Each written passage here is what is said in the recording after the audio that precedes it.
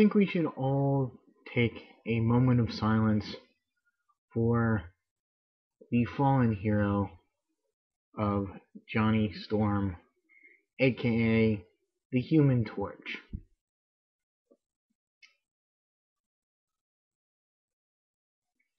Okay, so I was planning on doing this review anyway, and it just happened at the right moment.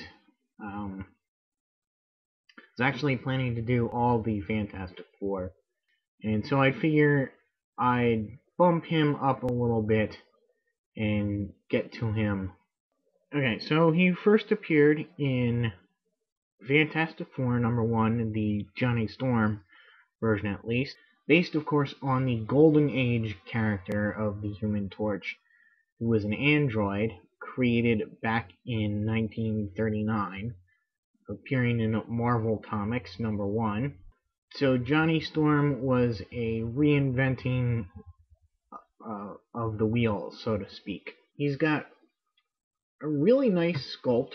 He's from Series 2, so he's still a pretty early Legends figure, and that does show in some of the articulation. He's got very nice molded flames on his head, flames on his arm and his legs.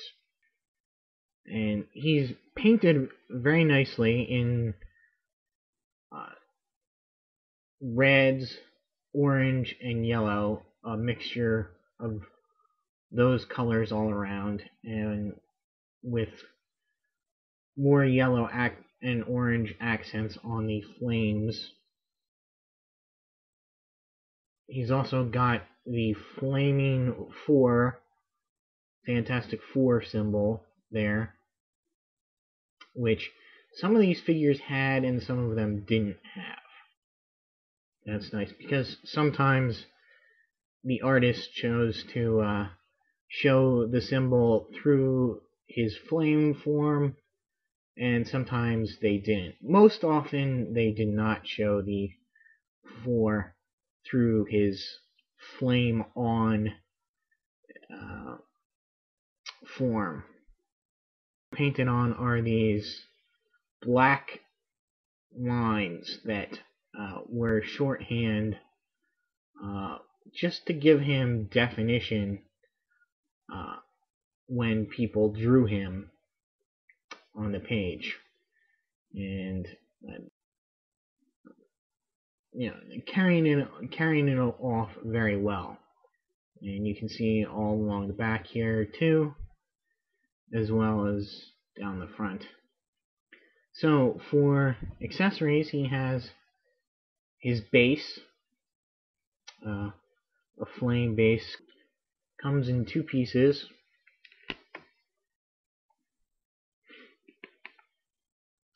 And it has this little hanging thing there, so you can put it up on the wall. And you can have him balanced on his leg, or try and clip him around his waist there.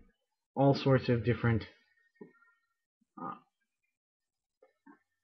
ways to pose him on this. Into his articulation, his head and neck both have articulation. Doesn't really have any up and down movement on the head there, which is unfortunate, because since he's the Human Torch, you'd like to get him in some cool flying poses. The shoulders here are really stiff because the way the chest is. So I don't like to force them in more than this, but you can do it. He of course rotates the bicep, has a double elbow joint, rotates at the wrist, at the upper forearm, bends at the wrist, and his hands here are all on one joint. He's got upper torso articulation, left and right, as well as forward and back. So much so that you can actually see the joint there on both sides. Got waist articulation. His legs at the hip go forward and back and out to the side. Rotate at the thigh, double knee joints, and rotate at the boot, and bend at the ankle, as well as have the ankle pivot there and the toe joint. So he's had several other incarnations as a Marvel Legend. Actually, he was included in 3 different box sets of the Fantastic Four.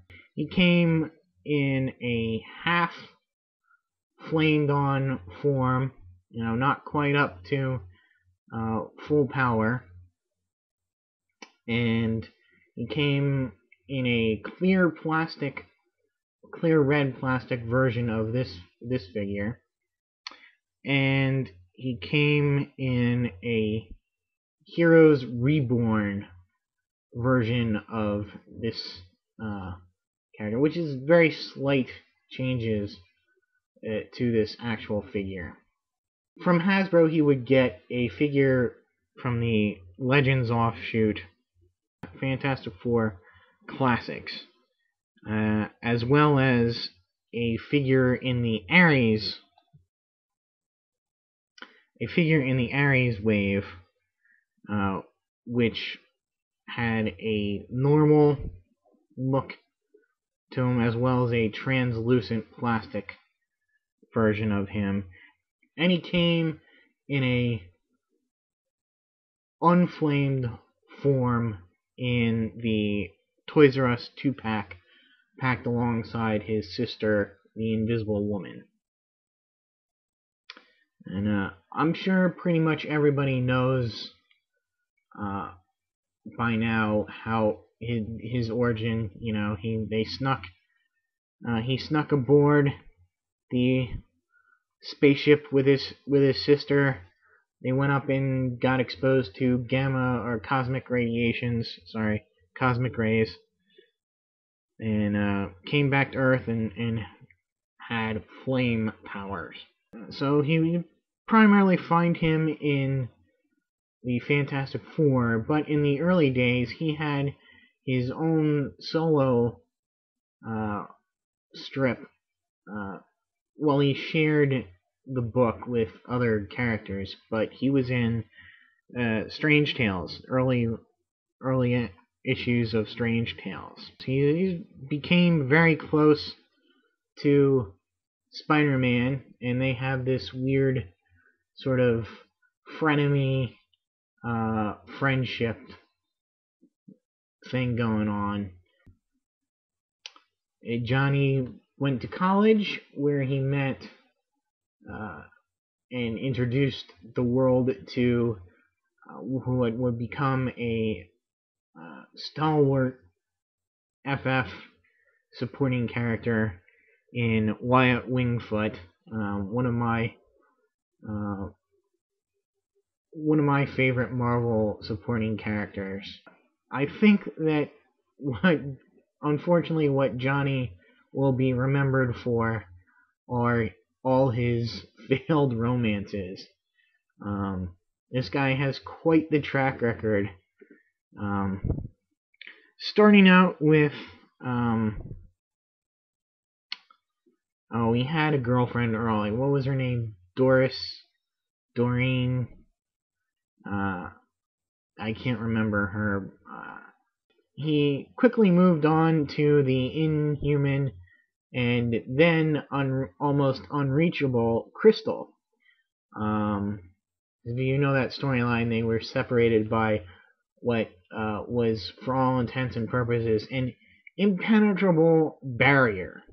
And so he mooned over her for a while, and finally that was taken down, and the romance eventually soured, and Crystal went on to get on the rebound by Quicksilver, and that didn't turn out too well either. So next we move on to Frankie Ray. She was the daughter of one of the lab assistants for Professor Horton, who created the original Human Torch, who was an android. And so he was exposed to something that caused her to gain flame powers. And she would eventually become the superhero known as Nova, not to be confused with the Richard Rider Nova. But then she would break up with Johnny when she got an offer from Galactus to become his new herald.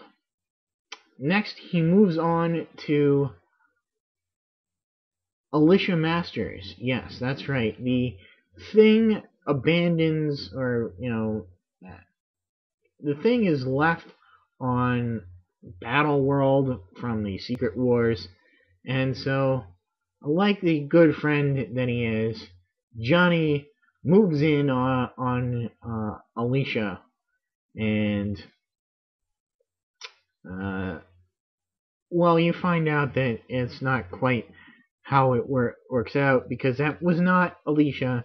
It was really a Skrull in disguise, and the whole romance and stuff was all set up by the Skrulls to get revenge on the Fantastic Four. And let's see, who else? He has a brief romance with Namorita, and if it's in the Marvel universe and it wears spandex or is female, Johnny Storm has probably at least tried to hit on it, and with some success. He's kind of a himbo. He does have the kind of dubious fame of being beat up by a crowd incensed about what happens in Stamford, Connecticut, and sets off the whole Civil War.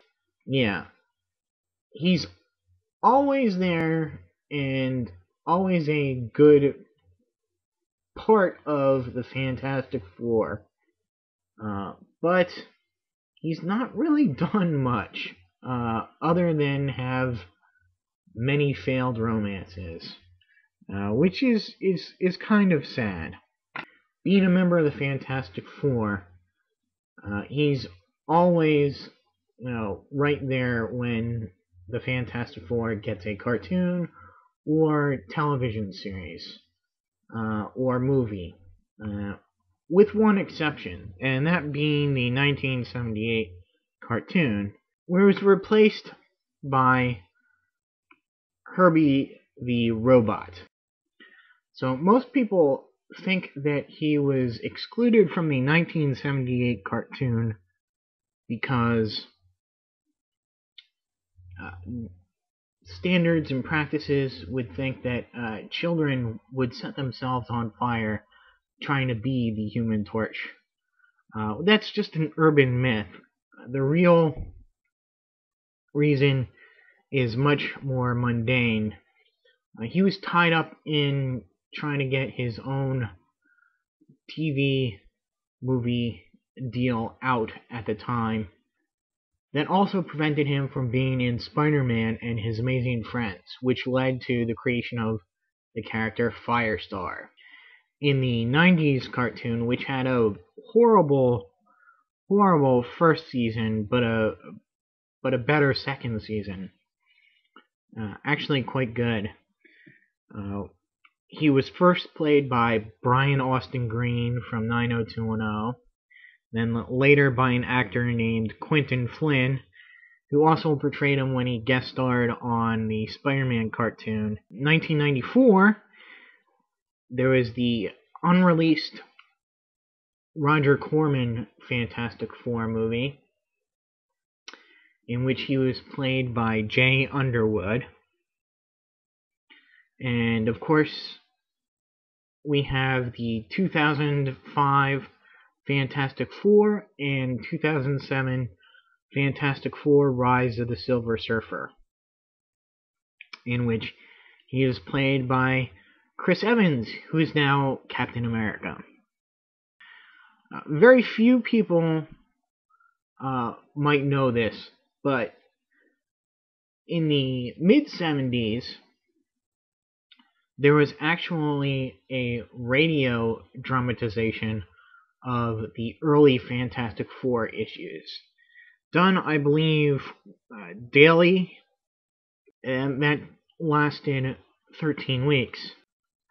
What's notable about that radio drama is that the Human Torch was portrayed by none other than Bill Murray. You have to remember, this is the same time that he was doing Saturday Night Live. So it kind of an interesting little tidbit there. That'll be it for now. And you will eventually see the other Fantastic Four members in their own videos, but I just had to bump this guy up ahead of everybody else for many different reasons. If you notice, the number of videos that I have would be 444, so I thought a Fantastic Four member would be appropriate, and considering that he has died, I figured the Human Torch would be the figure to do. So, that being said, I'll just say, stay tuned for more Fantastic Four Marvel Legends reviews, and until my next video, I'll see ya.